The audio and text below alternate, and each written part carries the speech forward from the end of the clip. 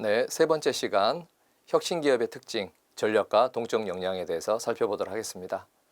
앞서 우리가 살펴본 것처럼 세상은 빠른 속도로 변화하고 있고 그 변화에 부응하기 위해서는 지속적인 혁신이 필요하다고 했습니다.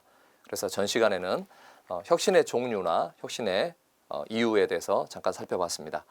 자, 그렇다면 그 혁신이 성공하기 위해서는 우리는 어떤 게 필요할까? 그것은 혁신의 방향을 제시해주는 기업의 전략이 필요하고 혁신을 달성할 수 있는 기업 내의 에너지, 곧바로 동적 역량이 필요하다는 것을 전 시간에 잠깐 언급을 했습니다. 이번 시간에는 과연 기업들이 가져야 될 전략에는 어떤 전략이 있을까? 대표적인 전략. 그 다음에 세 번째, 동적 역량, 기업들이 갖춰야 될 역량이란 종류가 어떤 것일까? 이런 것들에 대해서 우리가 구체적으로 알아본다면 실제 우리가 성장 잠재력이 있는 기업을 진단하고 발견하는 그런 안목이 생길 것 같습니다. 물론 이제 창업 기업의 이야기입니다만은 좀 초기 기업들이 실패하는 이유가 네 가지 정도로 조사가 되어 있습니다. 첫 번째는 사업 준비가 부족해서, 두 번째는 돈이 부족해서, 세 번째는 전략이 부족해서, 네 번째는 마케팅 역량이 부족해서 이렇게 나옵니다. 그만큼 기업이 전속적인 성과를 내기 위해서는 전략 등 다른 어떤 부분이 굉장히 중요하다는 것을 우리가 알 수가 있습니다. 자, 첫 번째 제가 전략을 말씀을 드릴 텐데요. 그 전략을 위해서 굉장히 유명한 교수님 세 분을 제가 모시고 왔습니다. 첫 번째 분은 하버드 비즈니스 스쿨에서 근무하시는 마이클 포터 교수님이시고요. 두 번째는 런던 비즈니스 스쿨에서 근무하시는 게리 해멀 교수님입니다. 세 번째는 미국 버지니아 국립대학교에서 근무하는 에드워드 프리먼이라는 교수님입니다. 이 세 분은 각각 고유한 전략의 대가고 어떻게 보면 창시자입니다. 그래서 그게 실제 경영학 교과서에서도 아주 주요하게 다뤄질 수 있는 핵심 전략입니다. 이러한 전략을 이미 들어보셔서 알 수 있겠지만 이번 기회를 통해서 한번 정리를 한다면 실제 기업을 볼 수 있는 어떤 프레임, 관점들을 많이 가져갈 수 있을 거라고 생각이 되어집니다. 첫 번째, 마이클 포터 교수님 이론을 먼저 보도록 하겠습니다. 마이클 포터 교수님은 전략적인 포지션과 관련된 이야기를 했습니다. 이건 기업을 둘러싸고 있는 외부 환경을 고려해서 우리는 어떤 경쟁 전략을 수립할 것인가에 대한 그런 전략입니다. 여러분, 그 한 가지 질문을 한번 드려보겠습니다. 우리가 자영업이지만 만약에 우리가 베이커리, 빵집을 하나 차린다라고 생각한다면 경쟁에서 이기고 우리 빵집이 성공하기 위해서는 뭐가 가장 중요할까요? 네, 맛도 중요하고 마케팅도 중요하고 다 중요하겠죠. 그러나 제가 생각했을 때는 목이 가장 중요하지 않을까 생각이 됩니다.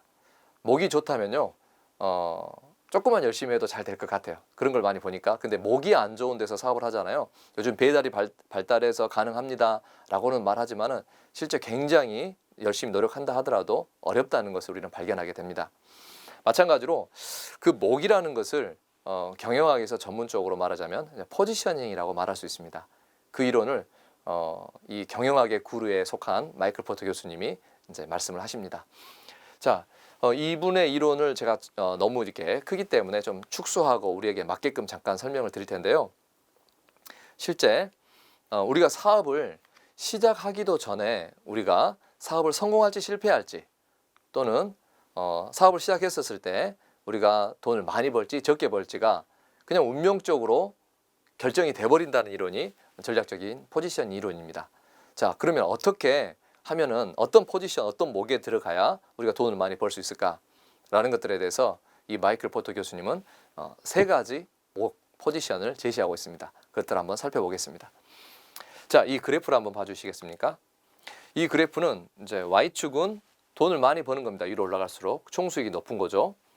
그 다음에 오른쪽은 양쪽은 일용품, 왼쪽은 일용품, 오른쪽은 특제품입니다. 지금 그래프가 사람이 웃는 얼굴처럼 이제 스마일 커브를 갖고 있는데요. 이 말은 뭐냐면 실제 여기 양쪽으로 갈수록 돈을 많이 번다는 이야기입니다. 그리고 이 가운데 영역은 돈을 많이 못 번다는 이야기죠. 자, 그럼 첫 번째 일용품이라는 이야기는 뭐냐면요. 똑같이 고객의 문제를 해결해주는 제품이라고 한다면 가격이 싸면 쌀수록 돈을 많이 번다는 이야기입니다. 두 번째, 특제품이라는 것은 똑같이 고객의 문제를 해결해 주는 제품과 서비스일지라도 다른 기업이 제공하지 못하는 독특한 가치를 제공하고 비싼 가격을 받으면 받을수록 더 돈을 많이 번다는 이론입니다. 자, 그렇다면 이 가운데 영역은 뭘까요? 가운데 영역. 가운데 영역은 대기 수요자라고 할 수 있습니다. 사실은 가장 많은 고객 수를 가지고 있습니다. 제가 여기다 한번 그려볼까요? 자, 일반적으로 세상은 거의 대부분 정규 분포를 따릅니다. 정규 분포. 이게 평균이죠. 평균. 많은 사람들은 이 평균에 몰려 있습니다.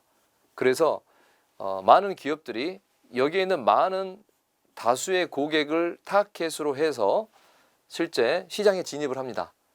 거기가 바로 이 시장입니다. 이 시장. 하지만은 실제 수익률은 굉장히 낮다는 것을 알 수 있습니다. 왜냐하면 마케팅에 대한 이해도가 좀 부족하기 때문이라고 생각합니다. 마케팅의 대전제는 고객의 상이성입니다. 고객의 욕구는 다 다르다는 이야기입니다. 시장이 아무리 크다고 하더라도 실질적인 이 사람들의 평균적인 그런 니즈는 없다는 이야기입니다. 각각이 다 다르기 때문에. 그래서 실제 들어가 보면 경쟁은 치열하고 고객을 만족시킬 수 있는 하나의 제품은 만들기가 힘들기 때문에 힘들다는 겁니다. 차라리 양극단에 있는 시장, 여기가 1일 수도 있고 여기 9일 수도 있죠. 여기는 평균이 5니까. 그래서 양극단은 시장은 작지만 실제적으로 독특한 니즈를 가지고 있는 이런 사람들을 대상으로서 특제품을 제공하거나 아니면 이 대부분의 사람들한테 일용품의 시장을 제공해주는 그런 전략이 실제 돈을 많이 벌 수 있다는 이야기죠. 자, 이 그래프를 오른쪽으로 한번 가져보도록 하겠습니다. 자, 여기가 일용품 시장이고 여기는 특제품 시장이죠. 자, 그래서 우리가 방금 살펴봤던 것은 이 대중시장과 관련된 이야기입니다. 대중시장에서 최대한 값을 싸게 하는 전략을 뭐라고 하냐면 저원가 저가격 전략, 쉽게 말해서 원가 우위 전략이라 합니다. 이건 좀 많이 들어보셨을 거예요. 그 다음에 두 번째는 프리미엄 전략입니다. 독특한 가치를 제공해주면서 비싼 가격으로 받는 거죠. 그걸 차별화 전략이라고 말합니다. 근데 실제 우리가 이런 좋은 두 가지의 전략이 있음에도 불구하고 우리 창업기업이나 중소기업들이 실제 이 전략을 수행하기가 쉽지는 않습니다. 왜냐하면 대중시장이기 때문입니다. 너무나 다른 욕구를 가지고 있는 사람에게 우리가 어떻게 차별화를 시키고 어떻게 가격을 저렴하게 할 수 있을까라는 것들에 대해서 방법을 찾아본다면 쉽지 않다는 것을 우리는 발견하게 됩니다. 아시겠지만은 가격을 낮추려면은 일단은 규모의 경제라든지 범위의 경제라든지 학습 효과라든지 우리가 들어봤던 그런 많은 효과들이 있어야 되는데 그건 사실은 약간 좀 대기업에 해당되는 그런 전략이 되지 않을까라고 생각이 됩니다. 그리고 차별화 전략을 해서 기술적인 차별화, 아까 앞에서 말씀드렸던 혁신 위해서 기술적인 차별화라든지 아니면은 디자인과 관련된 어떤 의미를 가지고 있는 혁신의 전략 이런 것들을 하더라도 기업들이 중소기업들이 가지고 있는 기본적인 인력적인 경쟁력을 따지고 본다면 그렇게 크지가 않습니다. 그러다 보니까 차별화 전략도 좀 힘들어지지 않을까라는 생각을 합니다. 그럼 어떻게 보면 겉보기만 좋고 실제 우리가 써먹을 수 없는 전략, 대기업에 국한된 전략일 수도 있다라고 생각이 되지만요. 다행히 이 교수님은 이 틈새 시장이라는 그런 세분화 전략을 우리에게 하나를 더 제시해 줍니다. 이건 뭐냐면요. 대중시장 전체를 상대로 하기에는 굉장히 전략적인 요소가 많이 들어가기 때문에 시장을 좁히라는 이야기죠. 예를 들자면 인구 통계학적으로 시장을 한번 좁혀보겠습니다. 20대에서부터 80대까지 20대, 30대, 40대, 50대, 60대, 70대, 80대 그리고 세기도 숨이 차는데 이 전체 연령대를 다 만족을 시키는 제품보다도 나는 40대나 30대에만 여성에게만 타겟을 맞추겠다라고 한다면 어떤 제품인지는 잘 모르겠지만 그 제품이 좁힌다면은 그 30, 40대의 고객층이 가지고 있는 독특한 니드와 욕구가 있을 거라는 생각이죠. 자, 그들만을 위한 특별한 맞춤형 제품을 개발한다면 제품을 개발하기도 좋고 그 30, 40대에 해당되는 고객들은 기성 제품보다는 자기 자신들에게 더 맞춤으로 제공해주는 우리들의 제품을 살 가능성이 높다는 이야기죠. 그게 바로 시장을 좁히는 세분화 전략을 할 수 있습니다. 자, 그래서 이 마이클 포터 교수님은 이 세 가지 전략 중에서 하나를 선택을 해라 이렇게 권장을 하고 있습니다.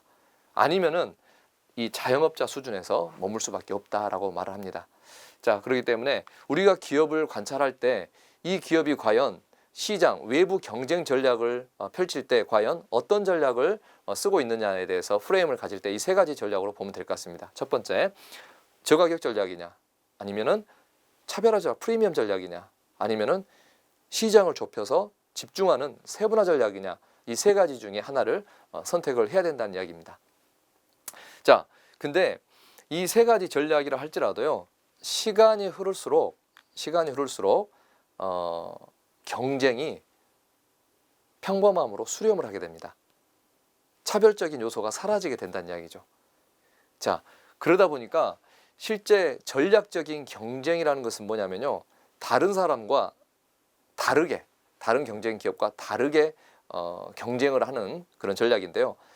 결국 전략을 압축하자면 이렇게 압축을 할 수 있을 것 같습니다. 우리 회사만의 고유하고 독특한 경쟁 부분을 새로 만들어버리는 것이죠. 계속해서 찾아나가는 것이 아마 경쟁 전략의 핵심이 되지 않을까 싶습니다.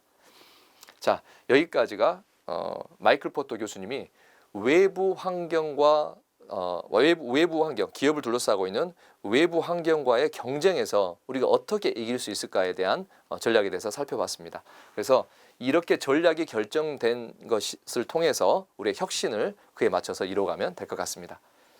그 다음으로 게리 에멀 런던 비즈니스 스쿨의 게리 에멀이라는 교수님이 핵심 역량이라는 말씀을 했습니다. 이건 과연 혁신을 이뤄내기 위해서, 그 다음에 이걸 지속시키기 위해서 과연 우리 회사 내에 어떤 경쟁력을 갖출 수 있는가에 대한 전략을 제시한 겁니다. 우리 많이 들어봤죠? 핵심 역량입니다. 자, 핵심 역량은 여기 그림에서 보다시피 이 전체 나무의 뿌리와도 같습니다. 뿌리가 크고 넓고 견고할수록 이 나무는 쓰러지지 않습니다. 그래서 이런 우리 회사만이 가지고 있는 이런 핵심 역량이 크면 클수록 우리 회사는 더 지속적이고 더 경쟁력 있는 회사가 될 수 있다는 이야기입니다. 자, 그렇다면 핵심 역량이라는 것은 과연 무엇일까요? 이렇게 질문을 해볼 수가 있습니다. 귀사가 다른 경쟁 기업과 비교해서 똑부러지게 앞서는 자원과 역량이 무엇입니까?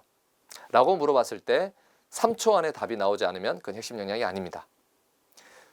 경영자도 알고 있고 관리자도 알고 있고 종업원도 우리 회사는 이런 게 경쟁자 대비해서 확실하게 앞서는 자원과 역량입니다 라고 대답하는, 그 인식하고 있는 그런 기업은 정말 좋은 기업이라고 말할 수 있습니다. 자, 그래서 근데 이제 이게 똑부러지기가 중요하죠. 아, 우리 회사는 좀 약간 기술이 좀 좋아요. 우리 회사는 좀 마케팅을 좀 잘해요.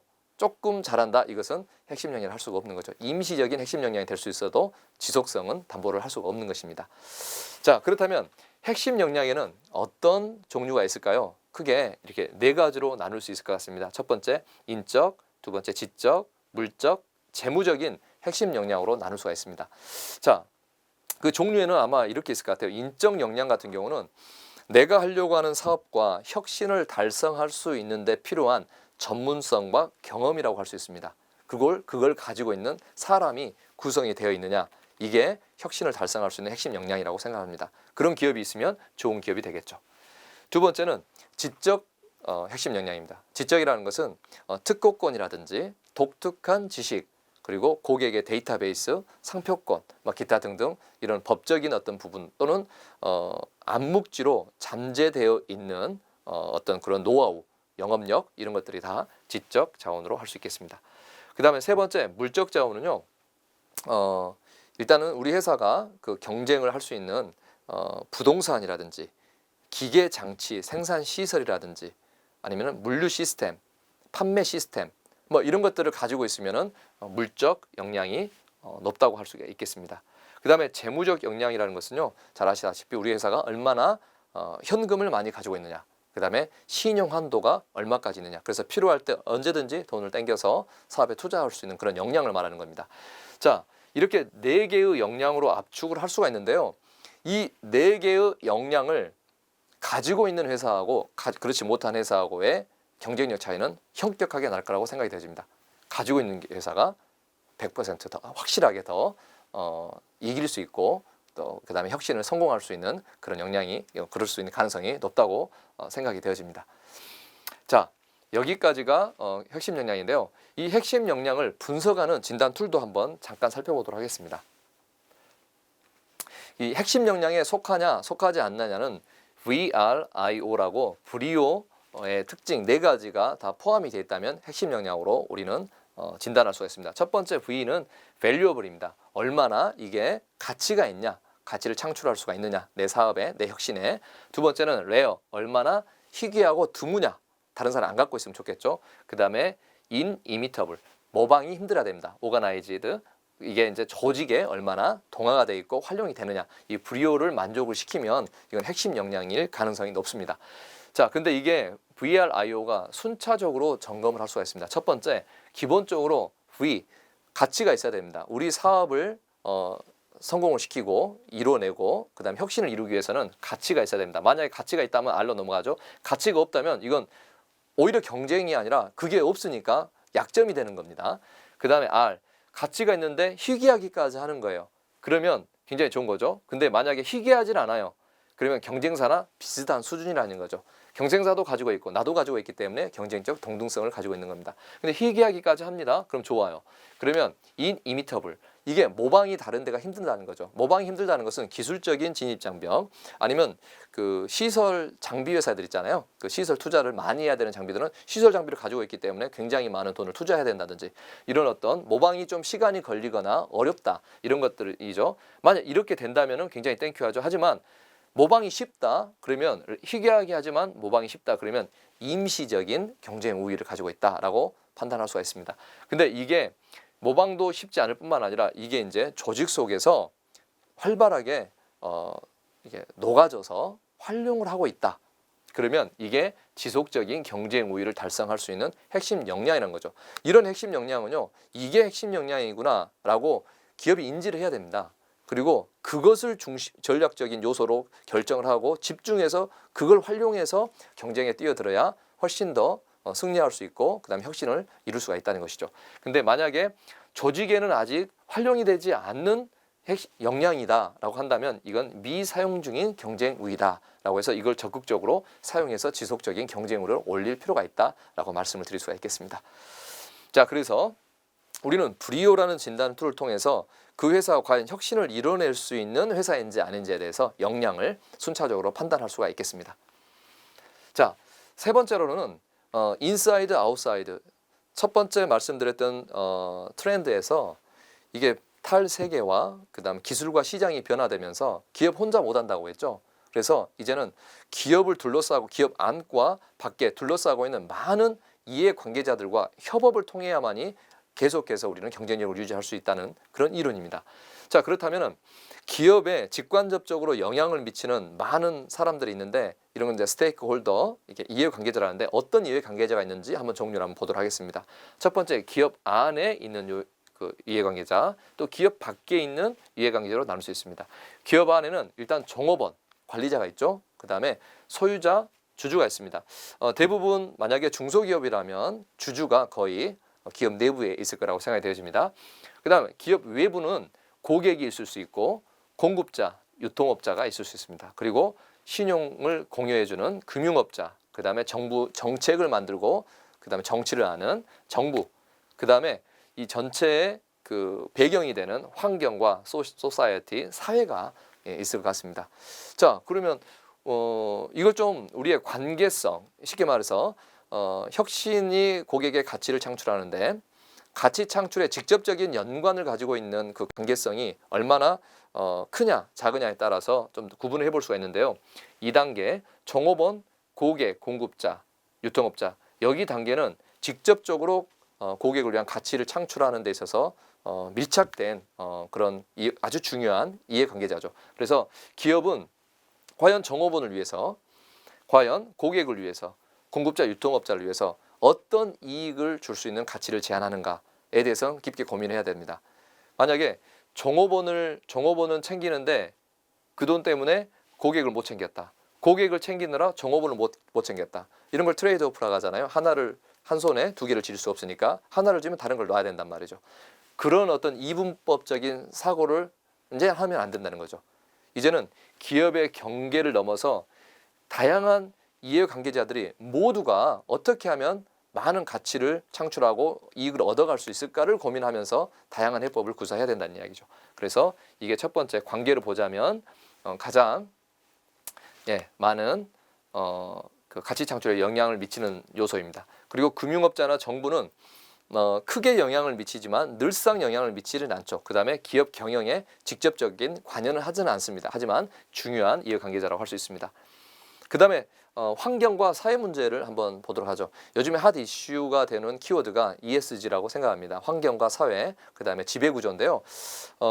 이런 문제들이 이번에 코로나를 통해서 또 기후변화 이걸 통해서 고객들의 인식의 수준, 그 다음에 사회가 요구하는 그런 수준 자체가 굉장히 과거와는 많이 달라져 버렸습니다. 그러다 보니까 이 또한 우리가 이제 관심을 가져야 될 요소라고 생각이 되어집니다. 그 ESG, 이게 사회 그 CSR이라든지 아니면은 ESG 관련된 부분이 환경을 생각하는 그런 어떤 기업의 정책이 기존에는 경영 성과에 직접적인 영향을 미치느냐 안 미치느냐에 대해서 의견이 분분했습니다. 어떤 연구자는 정말 경영 성과에 도움이 된다. 어떤 연구자는 그렇지 않다라고 분분했지만 요즘에는 이게 수렴한다라고 이제는 이게 이제 그 긍정적인 영향을 미친다라고 이렇게 수렴해 나가는 것 같습니다. 자, 그래서 지금까지 이 전략 3개를 한번 살펴봤는데요. 기업을 둘러싸고 있는 외부 환경에 대해서 경쟁 전략을 어떻게 가져갈 것이냐. 그 다음에 기업 내부의 혁신을 일으키기 위해서 우리가 갖춰야 될 핵심 역량은 무엇인가. 세 번째, 기업 외부와 내부를 전체를 아우렀을 때 우리가 이걸 더 많은 가치를 창출하기 위해서는 우리는 어떤 협력 관계를 맺고 있어야 되는가. 이런 것들에 대해서 한번 살펴봤습니다. 자, 이것을 한번 정리를 하자면요. 성장 잠재력이 큰 기업을 발굴하기 위한 질문 3가지로 한번 압축을 할 수가 있을 것 같아요. 첫 번째는 기업을 바라봤을 때 명확한 전략적 포지션을 이 기업은 가지고 있는가? 저가격, 차별화 세분화 이 3가지로 프레임을 가지면 될 것 같고요. 두 번째는 경쟁사와 차별화된 자원과 역량을 가지고 있느냐. 이 역량 자원의 종류는 인적, 지적, 물적, 재무적이라고 생각하시면 되겠습니다. 세 번째는 좋은 협력자를 많이 가지고 있느냐는 겁니다. 그리고 이게 윈윈 구조를 잘 가지고 있고 원칙을 잘 지키고 있냐는 거죠. 그래서 협력이 배신보다 훨씬 더 유리한 협력 방정식을 만들 필요가 있다라고 생각됩니다. 이 3가지 질문에 대해서 여러분이 답을 한번 해보시기 바랍니다. 자, 그 다음에 동적 역량에 대해서 살펴보도록 하겠습니다. 혁신의 방향을 제시해 주는 게 전략이라면요. 기업 내부적으로 이걸 수행할 수 있는 역량이 필요합니다. 어떤 역량이 필요한지 이런 것들을 또 바라보면 우리가 좋은 기업을 발견할 수가 있을 것 같습니다. 자, 동적 역량은요. 크게 기본 수준에 따라서 기본 수준과 고차 수준, 베이직 레벨과 어드밴스드 레벨로 나눌 수가 있습니다. 자, 베이직 레벨이라는 것은 뭐냐면요. 지금 현재 존재하는 기업을 운영하고 유지하는 것, 얼마나 더 효율적으로 만들 수 있느냐에 대한 기업 자체의 역량이라 할 수 있고요. 고차 수준의 역량은 실제 바뀌는 세상 속에서 우리 회사의 기회가 될 수 있고 위협이 될 수 있는 그런 상황을 감지해서 기회가 될 수 있는 요인들을 감지하는 거죠. 센서가. 그다음 얼른 포착을 하는 겁니다. 그리고 그것을 가지고 와서 우리 기업 내에서 기술을 개발하고 비즈니스 모델을 만들고 제품 서비스를 만들어서 얼른 기회를 실현할 수 있는 능력. 그렇게 하기 위해서는 경영자의 조직이라든지 자본의 투자가 있어야 되겠죠. 이런 기업가적인 어떤 정신이 필요합니다. 자, 고차 수준은 방금 말씀드린 것처럼 기업가적인 어떤 수준이고 그 다음에 기본 수준 같은 경우 베이직 레벨 같은 경우는 기술적이고 관리적인 수준이라고 할 수 있습니다. 이 모든 것들이 조화를 이루었을 때 실질적으로 우리가 동적 역량을 가졌다. 그리고 말할 수 있고 혁신을 수행할 수 있는 준비가 된 조직이다 이렇게 판단할 수가 있을 것 같습니다. 간략하게 보면은 기본 수준에서는 이제 연구 개발 능력이죠. 신기술을 개발하고 기업이 보유 중인 기술을 활용해서 신제품 서비스를 창출할 수 있는 능력입니다. 그 다음에 반드시 사업을 하다 보면요 학습이 필요합니다. 한 번에 완벽한 성공을 할 수가 없습니다. 지속적인 시행착오, 그다음 체계적인 실험 2가지 방법을 통해서 학습을 통해서 발전을 해야 되는 것 능력이 있고 그 다음에 조직원 간에 서로 소통할 수 있는 능력, 관리자의 전문성, 그 다음에 이런 모든 갈등을 봉합하고 한 방향 비전에 집중할 수 있게 만드는 관리자의 조직 리더십이 기본 수준에 속하고요. 아까 말씀드렸던 고차 수준은 기회를 감지하고 포착하고 실현하는 능력, 이 세 가지 기업가적인 능력이 필요하다고 말씀드릴 수 있습니다. 자, 이 인사이트 퀘스천으로 성장 잠재력이 큰 기업을 발굴하기 위한 질문 네 가지를 뽑아봤는데요. 첫 번째는 신기술을 개발하고 기존 기술로 신제품과 서비스를 창출할 능력이 있는가? 두 번째는 지속적인 학습 능력으로 전문성을 높여가고 있는가? 세 번째는 관리자의 조직 리더십이 있는가? 네 번째는 관리자의 고차원적 능력, 곧바로 기회를 감지하고 포착하고 실현할 수 있는 역량이 있는가? 이 부분에 대해서 우리가 살펴본다면 좋은 기업을 발견할 수 있는데 더 근접할 거라고 생각됩니다. 감사합니다.